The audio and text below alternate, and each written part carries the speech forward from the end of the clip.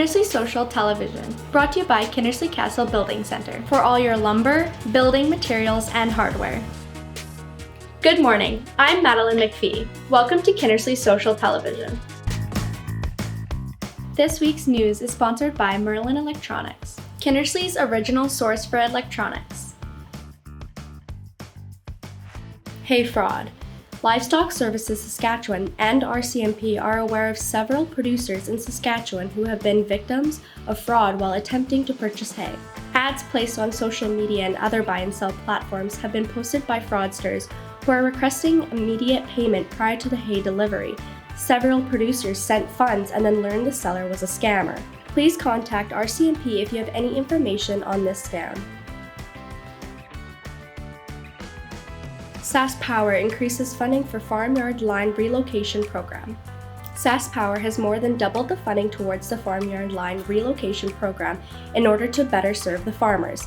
Funding has increased from $2 million to $5 million for the subsidized service, which is roughly enough financing for about 300 projects. Under the program, SaskPower contributes 75% of the cost to move the power lines or put them underground. Farmers pay a maximum of $2,000. Approved applications will be carried out on a first-come, first-paid, first-served basis. Please visit the SaskPower website to learn more. Harvest operations underway. Harvest operations have begun throughout the province well ahead of the 5-year average as crops are rapidly drying down from the heat. Due to the extremely dry conditions of the fields and harvested plant material, producers are being extra vigilant for any signs of combine fires or field fires that may be created during their harvest activities. In addition to heat, grasshoppers remain an issue in many parts of the province, but most producers are unable to deal with them now that harvest has started. Number of missing cats in Rosedale continues to grow. With the warmer weather, more owners are letting their indoor pets outside for some fresh air and sunshine. However, this has caused the amount of calls about missing cats to spike. There has been a huge number of cats going missing in our town, especially in the Rosedale area. Please remember that it is in the Kinnersley town bylaw to keep your cats indoors in a catio or on a leash if outdoors, said J.Z. Miller, president of CAUSE. It is also in Kinnersley's bylaw that anyone can own a trap, but it must be registered with the town. Please visit the Town of Kinnersley website to learn more about the bylaw. Frozen mangoes recalled due to the risk of hepatitis A contamination. Residents are advised of a potential risk of contracting hepatitis A from frozen mango products available for sale in Saskatchewan. While there are currently no known causes of hepatitis A in the province linked to frozen mangoes, there have been 2 cases reported in Quebec and 1 in Nova Scotia. President's Choice, Nature's Touch, Irresistibles, and Compliments are the brands currently recalled. Recalled products should be thrown out or returned to the store where they were purchased. Anyone showing symptoms of hepatitis A infection should contact their doctor or call 811. Confidential Farm Stress Line, available 24/7. Our agriculture sector is being hugely impacted this year. If you or someone you know needs extra support in dealing with these stressful times, the Farm Stress Line is available. The Farm Stress Line can help by clarifying the problem or concern and work with you toward the solution, connecting you with the appropriate organization, a professional, or a program that best suits your needs, listening and supporting in a safe, neutral, and non-judgmental environment. It is a confidential service with no call display, available 24 hours a day, 7 days a week, toll-free at 1-800-667-442. Calls are answered by Mobile Crisis Services Regina, a non-profit community-based agency. Kinnersley RCMP responded to firearm incident. In the early morning of August 7th, Kinnersley RCMP responded to a complaint of an unknown male pointing a firearm at another male near a residence in Flaxcombe. The suspect male had departed the scene prior to the police arrival. RCMP continued to investigate and request if anyone has any information to contact a local detachment or Crime Stoppers. Brought to you by the Tint Doctor. We've got you covered. Kinnersley Minor Sports AGM, September 8th at 7 p.m. The Kinnersley Minor Sports is holding their 2021 AGM September 8th at 7 p.m. The meeting will be at the West Central Events Centre in the Curling Rink Lounge. Topics such as the 2020 financial reports, open board positions, and the Constitution amendments will be discussed. If you would like to add something to the agenda, please email the KMS office at admin@kmssports.ca. free water polo clinic. Have you ever wondered what it would be like to play water polo? Well, you're in luck because on August 27th from 5 p.m. to 7 p.m., a free water polo clinic is being held at the Kindersley Aquatic Center. Participants are reminded to bring your own snack and water bottle. To register, please call 306-463-2082. Clippers searching for billets. Are you interested in welcoming a clipper into your home? Currently, the Clippers are in search of permanent billets as well as short-term billets for the fall camp. If interested, please call Anne at 306-604-0147. Sponsored by Achieve Land and Crop Sciences, the science of growing. After a mini heat wave earlier in the month, the last 2 weeks of August should have plenty of sunshine. Expect highs in the mid-20s and lows as low as 6. Enjoy the summer, folks.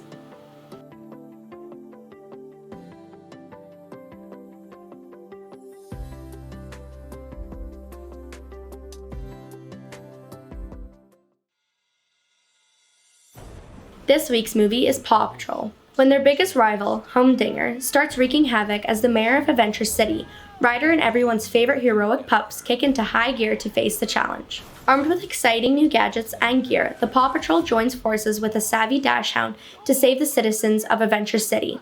Check out sunsettheater.ca for showtimes. This week's events are sponsored by Normac Construction. Comedian coming to Sunset Theater. Comedian Kelly Taylor coming to Sunset Theater on September 15th. Kelly has performed at Just for Laughs in Vancouver and Calgary and credits his start in Saskatoon comedy clubs for his confidence on stage.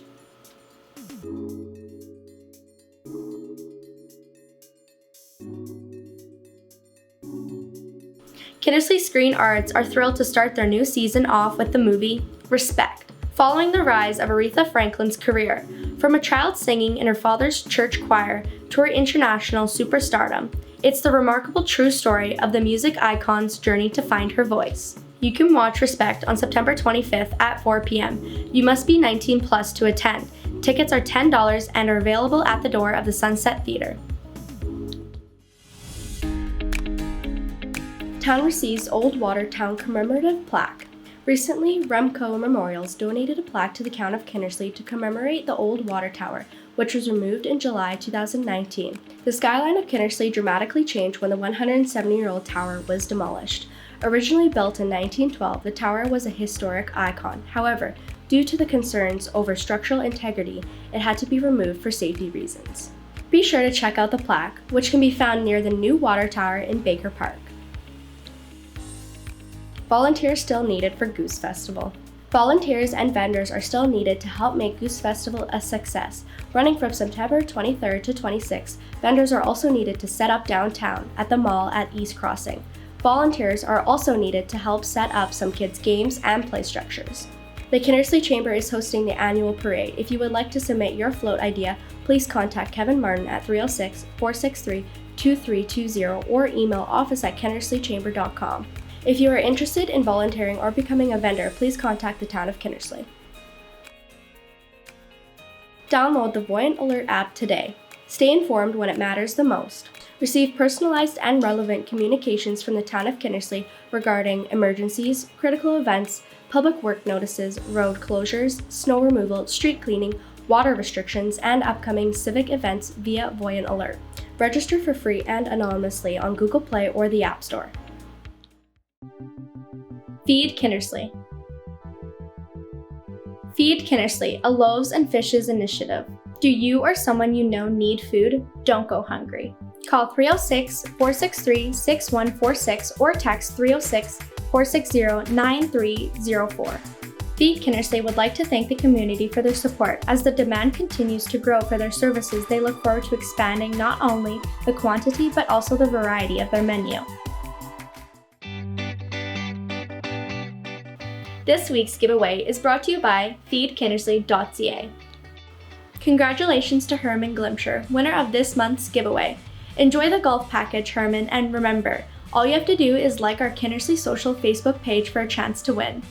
Included in each golf package is a golf shirt, golf balls, and a free round of golf. Everyone who has already liked our Facebook page is automatically entered into our draw, so keep your eye on your Facebook messages.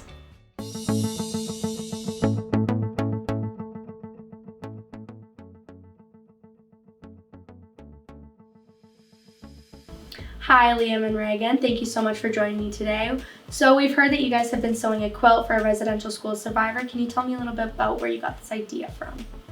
So the Quilts for Survivors group came up in a different quilting group that I'm in on Facebook. So I joined and we decided we were going to make some blocks, and it turned into Liam wanting to make a whole quilt. Why is it important to you to create this and bring awareness to this cause? Because what happened should not have happened, and I want to help the survivors.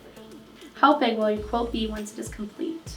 We were inspired by others who were making a full quilt top, so we decided to make a lap-sized quilt too. What do you plan on doing with it once you are done, and do you guys think you'll do any more projects like this in the future? The quilt, when it's finished, will go to a residential school survivor somewhere in Canada, and we'll probably continue doing other projects. Liam has enjoyed sewing with me. Last but not least, where did you learn to sew? Well, my mom is teaching me, but I started being interested in it 5 years ago when we made a Star Wars quilt for my bed. Thank you so much, Regan and Liam, for coming on to KSTV Social TV, and we can't wait to see what the finished product looks like. Thank you for having us and sharing the word about this project. Yeah.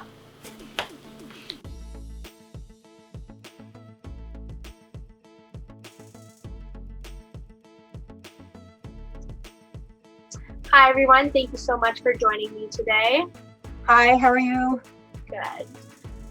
For those who don't know, could you tell us a little bit about what you were doing and why? Sure. So we're doing the MS bike ride, obviously, and we're raising money and awareness for multiple sclerosis. And we have a very close connection for that, and that's why we're riding. So our dad has 6 sisters, 5 who were diagnosed with MS, and 3 who are living with MS, and we've lost 2 to MS. So it's very close to our hearts, and that's why we ride. So Sheila, do you want to tell a bit about why we're riding in Luseland? Yeah, so for the past 6 years, we participated in the MS bike ride from Leduc to Camrose and back again. The last 6 years, we've raised $65,000 for MS research. And typically we would join 1,500 to 2,000 other riders riding 180 kilometers over 2 days. Last year, because of COVID, it was moved to a virtual ride. And then this year it's a virtual ride again. Due to the riding being virtual, we thought we'd bring the ride home to Luseland, where our aunts and our dad grew up. They were raised there. We also grew up there and still call it home. If we do this ride, like Sheila and Sacha both said, to raise awareness of the disease and to raise money, so hopefully we can find a cure to end MS. Can you tell us a little bit about your very first bike ride? How did you prepare for it, and what challenges did you face along the way? So the first ride, I remember sitting at home. Sacha had come over to visit me for the evening, and I had taken a pamphlet home from work about the MS bike ride. I had asked Sacha about, hey, do you want to join me for this ride? I think it would be really fun. And in my mind, I thought she'd be like, are you crazy? There is no way we're doing this ride. Let's do a walk and raise money instead. But she said yes. And so the year that Sheila had asked me was a year and a half after our Auntie Nikki had died. We had already lost Auntie Bernice. And so when she asked me, it was like, yeah, let's do something. We have to do something. I mean, raising money and awareness is a great initiative, and the bike ride was a challenge. It was a mental challenge headed into it. So we were, I thought it was an appropriate thing to do. And I honestly was just like, why not? So, and then Trina's first ride was slightly different than ours. So yeah, ours was 2014. The sun was shining. It was such a gorgeous ride. Lots of breaks, and we were done in 4 hours. Anyways, it was a very inspirational ride, but I'll let Trina speak about her first ride. So 2016, Sacha convinced our cousin Farron to ride with her. And Farron called me and she's like, do this with me, it'll be fun. And Sheila and Sacha had told us stories about how touching it was, how inspiring it was. If you were down and struggling, people were like, come on, you can do it. Not so much in 2016. We started at the start line, it started pouring. We biked into 50-kilometer-per-hour winds the whole way. Tornado touchdown in Ledoux. There was a tornado. We rode through hail. It was it was not everything Sheila and Sacha promised it would be.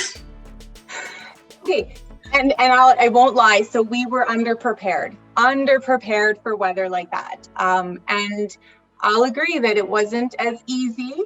However, the motivation was still there. The encouraging, every rider, even though you're on different teams, every single person that rides past you is on your side, and it's so encouraging. And then sometimes you'll just be riding along next to a stranger, and then you share a story, and they share theirs, and it's so inspirational. So that was still there. It was just a little wetter and a lot colder, and a lot longer, like twice the time. It took us twice the time to do it. And the reward when you're done, that was still there.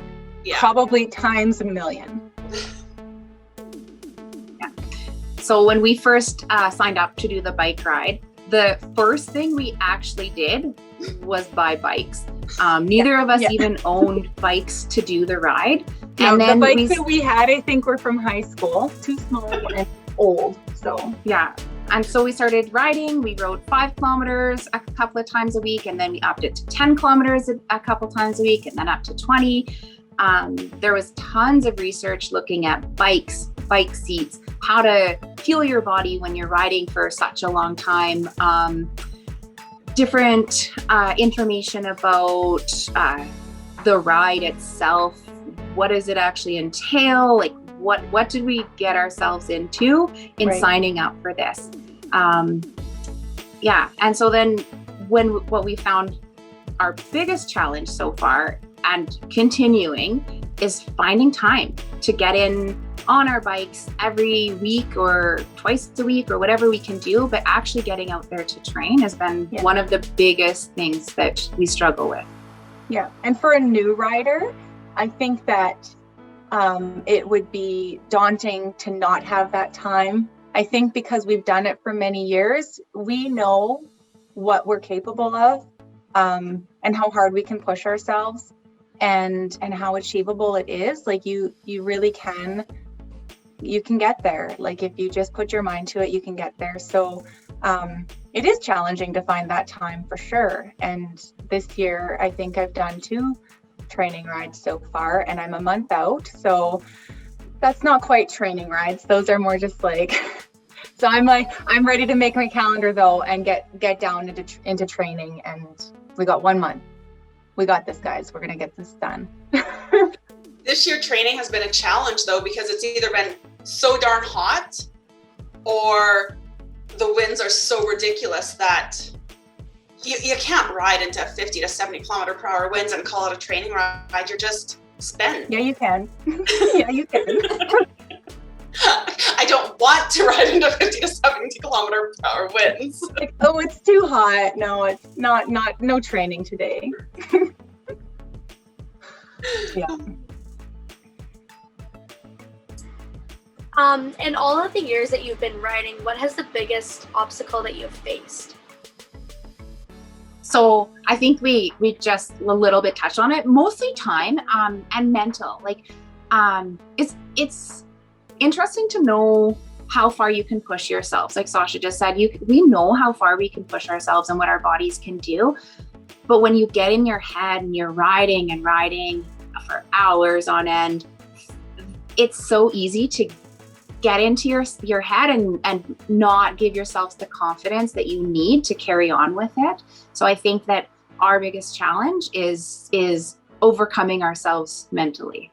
Yeah, I think that's most riders' challenge, especially like that's why. So And every year it's a new challenge. So it's not like because we've done it, we don't experience those challenges anymore. Every year it seems that, different people in our team have different challenges at different times. But thankfully, our entire team isn't experiencing the same challenge at the same time. So we're able to get each other through those just with the little bits of encouragement. Or sometimes we're like, come in behind me so that I can buck the wind for a bit. We got this together. Or I don't know, someone going up the hill and shift down, you can do this, like as you're passing them or as they're passing you. Like it's just the encouragement, it always seems to be at the right time. It's a huge mental struggle, but it is a physical struggle too. Your body starts almost shutting down, fingers go numb, toes go numb, your butt hurts so bad that you almost cry just sitting down on the seat at the beginning of the second day. Day two. Every year I have issues with my hip. It seizes up. We team stretch. We pull over on the side of the road, and whatever teammate needs a little extra support with their stretching, we definitely learned a lot about each other and how we each need to help each other stretch along the road to get us to the next check stop. That's always kind of what you're looking at. We just need to go, 13 more kilometers, or maybe it's 20, but it's, just from here to there. And yeah, definitely a lot of mental.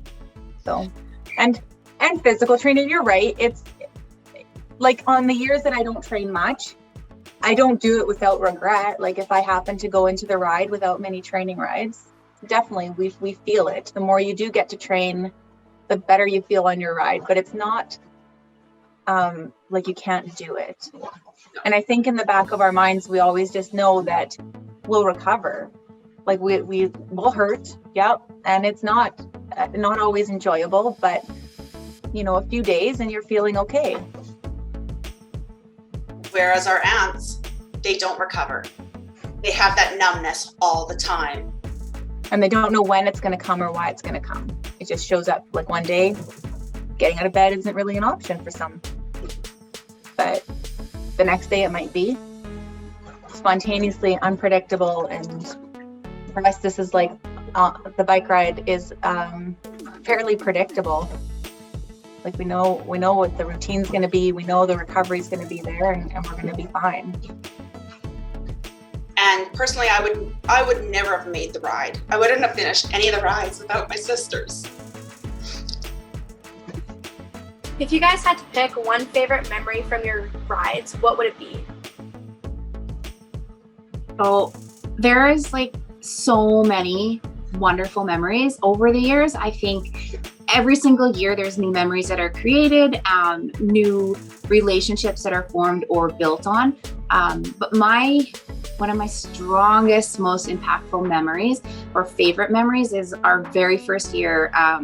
Sacha and I were standing at the start line, standing there with our bikes surrounded by thousands of other riders.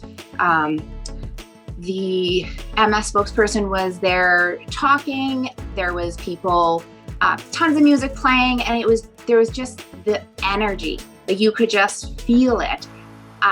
Everyone there was there for one cause, and it was just such a positive and what a good feeling that just being there. Mm-hmm. Definitely. And I like it every year. And I mean, the first year definitely, it sticks in your memory, but every year when they do have the Leduc to Camrose ride, and we'll have to think of something special that we can do as a part of our ride, slightly different. So the Leduc to Camrose ride, there are those riding who do have MS, and maybe we'll end up with some riding with us who have MS. I'm not sure as of yet if that will happen, but anyways, and at the ride, and actually even so you go to the supper and your spouse can join you for supper and such. And so they have a moment during the program where they invite all of those who have MS to join.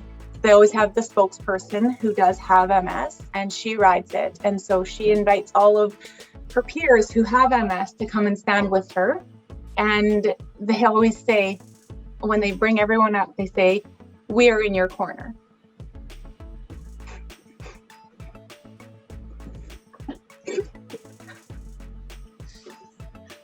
Obviously, it's a touching memory. You'd have to be there. I swear. So I agree. Every year I think I have a new favorite memory. 2016, my first ride, it was actually finishing after the ride we had. That ride. Crossing the finish line with my sisters and my cousin was amazing. 2019, our cousin Nate rode with us. His mom passed away when he was 16 from MS, or complications due to MS. That year also, our parents met us the first day at lunch. They were there at the finish line when we crossed the finish line on day 2. It was so emotional. It's amazing.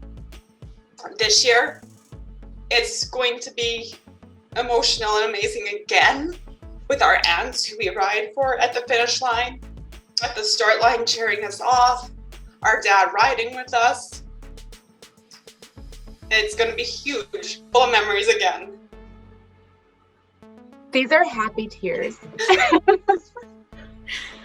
Could you tell me what it means to bring your bike ride back to your hometown? Yeah, Trina touched on it a tiny bit, being there with our aunts. So that it means a lot. I mean, Lukeland is home. Yeah, like we could literally ride anywhere. So it only makes sense to ride in the place that we grew up. Our aunties grew up there as well.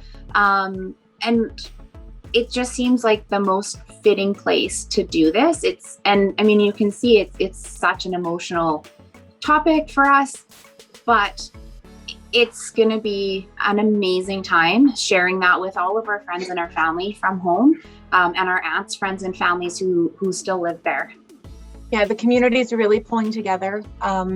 And my dad has joined our team a week and a day ago, and he's already raised almost $1,500.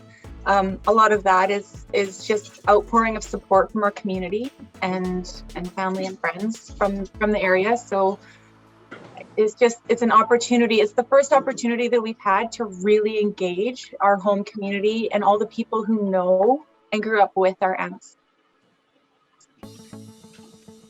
And being a shorter ride, it's not as daunting for people to join. Even our kids my kids probably not, but they're girls, they will join us for part of it, which is huge for them too. Sacha's girls have wanted to do it for several years, but 180 kilometers on a highway is not necessarily the most safe and feasible option for a now 13-year-old. But yeah, I'm quite excited for my kids to get to do a portion of the ride with me. I'm going to give them one of my old jerseys so that they can feel really special and cross the finish line with us. All right, well, thank you guys so much for joining me today and sharing your story. Thank you for having us. Don't forget to subscribe on YouTube and follow us on Facebook. Check out kinnersleysocial.ca and look out for our free bi-monthly magazines at over 50 locations across Kinnersley.